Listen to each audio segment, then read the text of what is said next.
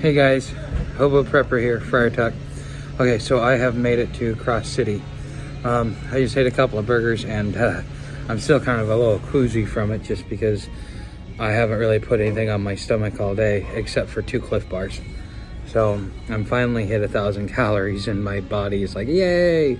Now we're gonna make you go to sleep. So with that being said, I'm gonna have to eat another thing of rice and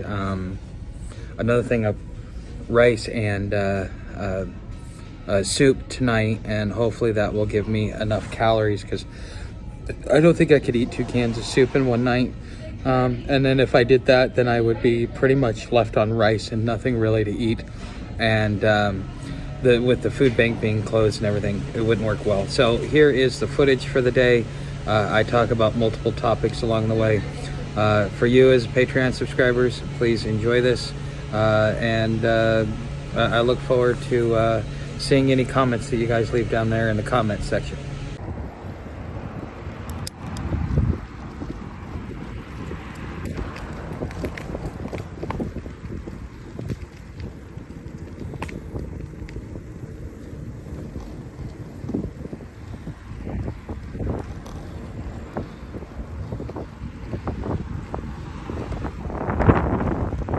Okay guys, so this is the Nature Crest Coast Trail.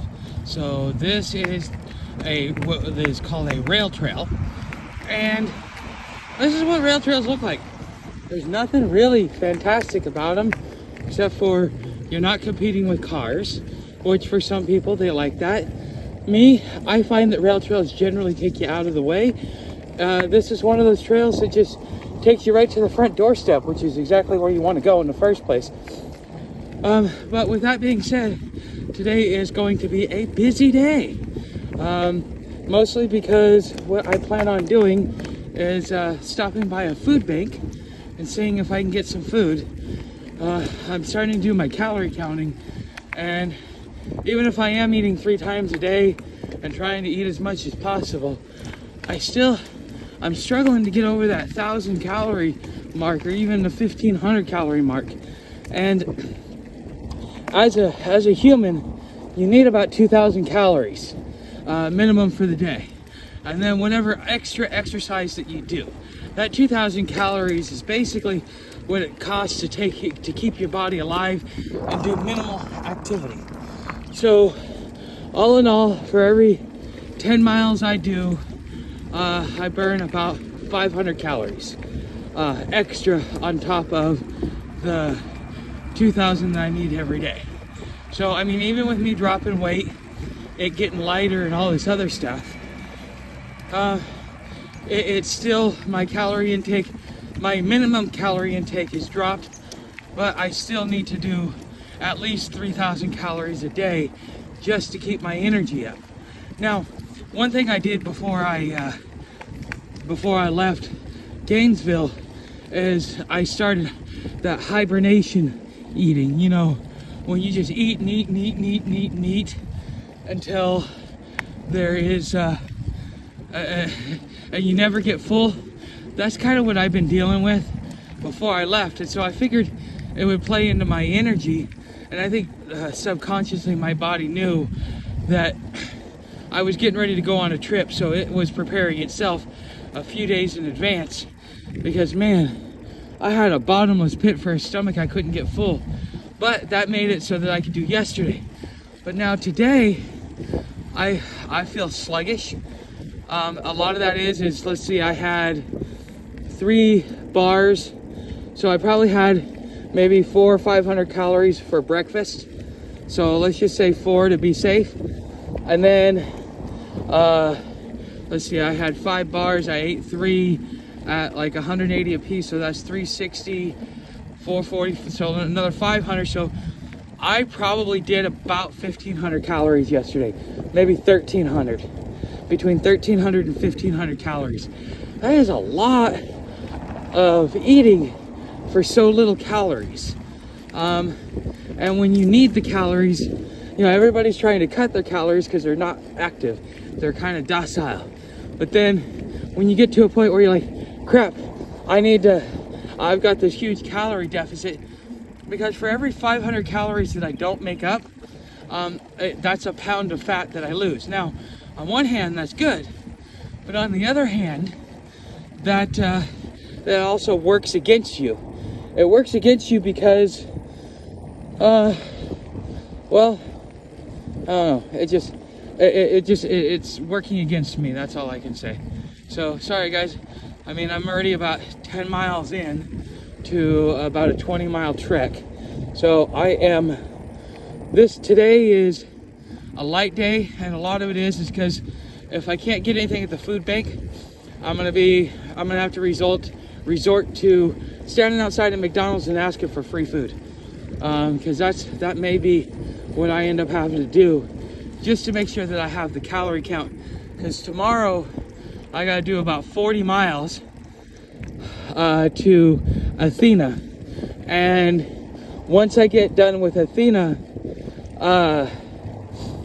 Athena will allow me to. I'm 1 day away from Tallahassee. Maybe I might not make it fully there that next day, but I will be within about 5 to 10 miles. And chances are I'm probably going to force myself, and that'll probably end up being a 50-mile day. But so far, by the end of today, I've done about 60 miles. And so another 70 is about 130 miles, which is what it takes to get to the Kearney house there in Tallahassee. There I am gonna have to rest up for at least 3 or 4 days, and during that time is when I plan on getting food stamps. I was kind of hoping that between the tip jar and other resources and ways of making money, that I wouldn't have a problem getting food, or at least being able to keep myself full. But with the economy going down and money getting tight, it's not as loose as it was. So even in the panhandling sector, I mean, you're not making as much money as you used to, because people just don't have it anymore. So it's things that I'm learning. But anyways, guys, I will update you once I get there, and I'll kind of show you where I do my camping spot. This is going to be a Patreon only video, and for those of you that are wondering, it's like, okay, we're supposed to have a couple day delay. I think when I do my trips, I'm going to have to make Patreon only content, and then not only with Patreon only content, I will have to do at least a couple of videos along the way. Now, I don't plan on making another video for a couple of days for the YouTube channel, but as far as Patreon, you should be seeing a video just about every day. I got lucky today being at McDonald's, because I uploaded the video for YouTube today. It took all of a minute and a half to upload the whole damn thing. I mean, it's the fastest upload I've ever seen in my whole entire life. And it was right there at the McDonald's. So with that being said, it's like, man, I was ecstatic, because it meant I didn't have to spend much time. Now, I did leave at 10 o'clock. I'm trying to leave towards like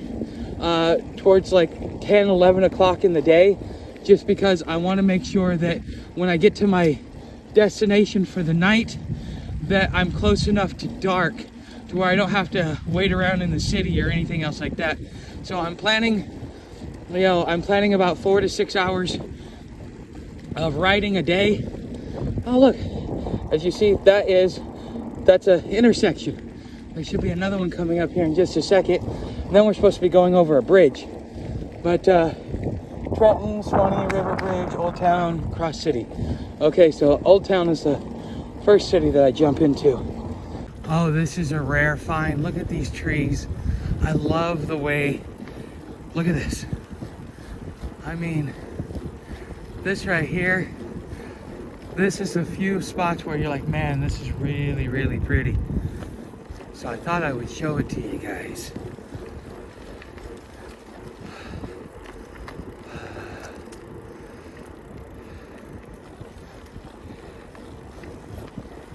Hello.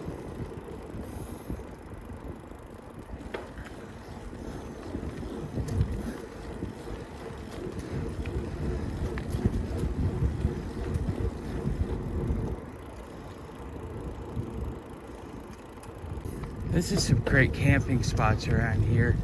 I mean, to the left, not to the right so much, but if you look to the left a little bit, here, let me turn the camera. If you look to the left a little bit, you see pine forest here in northern Florida. Seems to be really good camping spots. Here is the river bridge. I think, I'm hoping,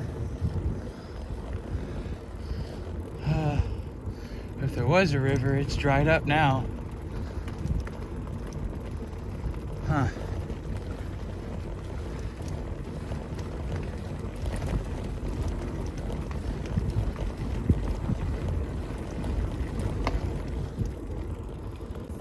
Okay, I think we're coming up on the bridge right now. It says dismount before crossing, no jumping, driving, or fishing from bridge. Okay, so I gotta dismount. Okay, this is the bridge, but look down there. And it's the same on the other side. I wonder if, like, during rainy season, this whole area is what becomes flooded. And so this bridge network is there. So one thing I want to talk to you guys while I'm having to dismount and walk across this bridge is, if you saw the community tab where I put the thing up by was Doug and Stacey Off Grid, where they were talking about 15-minute cities, and I hope that you guys are taking a chance to watch this, because if not, well, you're going to be surprised when it happens. But if you watch Not Just Bikes, you know, he's been talking about 15-minute cities for quite some time now. And this is something that, as the evolution of cities and technology goes along, things are changing, and they have to change for the good. But here's the thing, though. When, you know, with the 15-minute cities, in a lot of ways, it's a good thing. Because the cost and maintenance of a car, with the way that everything's kind of getting out of control, not only because of unsound Monday, but we also have issues with things going on in the globe. We've got plenty of hot spots. And so it's important before this next world war starts that we get ourselves kind of set to where we can stay in small little areas and keep ourselves safe, but also to have a lot of our production close to us so that we don't starve. And so in a lot of ways, the World Economic Forum, they're doing it, they're doing the right thing, but instead of just doing it the right way and leaving it be, what they're really trying to do is to use it as a means to gain control. Because if they come up with the idea, they write the rules, and the idea is good, but the rules suck, well, we're kind of going to get into it. So, I don't know. I think that the 15-minute cities, in theory and in practice, would be good. Oh, okay, so we're coming up on the river right now. Here, I'm gonna turn it a little bit.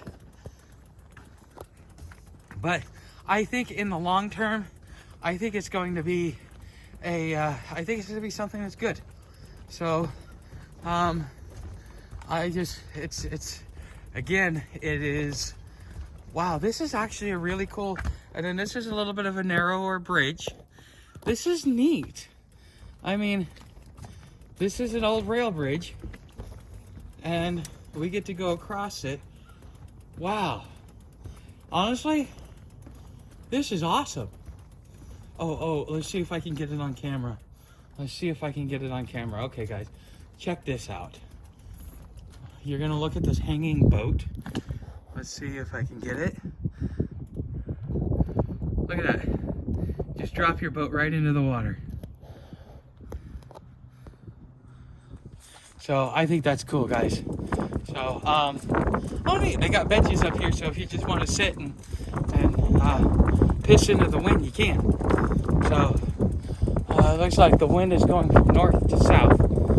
So, that cold front's coming in. But you know what? Last night I slept so damn warm. It was crazy. So, I mean, I was actually to the point where I was starting to get condensation inside of my blanket, to where I had to open it up and cool it down on the inside just to keep from my blanket getting soaked. I don't know why. And another cool thing is, and this might be something you guys might want to try later on, but another cool thing is that under my vestibule I put my pot and everything like that, because I was going to clean it in the morning when I could see. Well, because of the condensation from it being warmer in the tent than on the outside, I got a little bit of water in my pot, and I was able to use that as a way to clean the inside of my pot without having to use other water, because I made the mistake last night of only filling up my water bottle. I didn't fill up any of my bladders, and I used about 75% of my water bottle just to make dinner. But I mean, I was close to town, so it was easy to get water, but in other situations I could have been really stranded. So anyways, guys, that was the bridge, and I'm gonna take me a smoke break. All right, guys, so I am by the food distribution center for Dixie County, and apparently it has been discontinued. It seems like there are a lot of things that are being discontinued. So for example, rent assistance is no longer available, utilities assistance is no longer available, and now it looks like food distribution centers are starting to slowly close down. So it looks like what I'm going to end up doing is I'm going to head over to McDonald's, and I'm going to stand in front of McDonald's, and I'm going to say, "Spare a burger? Spare a burger. Fat boy needs a burger." And let's see how well that works, because right now I've been really struggling, because hell, I've only had 360 calories today. So, you know, on a 20-mile ride, I use that up in the first 10 miles. So I'm living on fat, and you know, I may be a fat boy, but I only have so much before I start running on something worse than that. So all right, well, these are the struggles. I can't get to the food stamp office until I get to Tallahassee. I should have done it before I left and when I was staying those extra couple days, but my pride got in the way. So anyways, guys, that's the update. I am officially in Cross City right now. I just gotta go find me a McDonald's. Okay, so I want to do a big old shout out to McDonald's. Told the manager that I was running low on food. Asked if they had any like sendbacks or scraps or anything else like that. She gave me a burger. Actually, she gave me 2 cheeseburgers, which that goes a long way right now, because the great thing about McDonald's food is it's rich in fat and rich in calories. So this might be enough to stabilize me and keep me going for a little while. I'm still gonna have to eat some rice and some soup, but this will kind of help offset the deficiency that I have. Put me probably close to 15 to 1800 calories for the day versus like the 11 or 1200 that I was looking at. So anyways, guys, this is my final update of the day.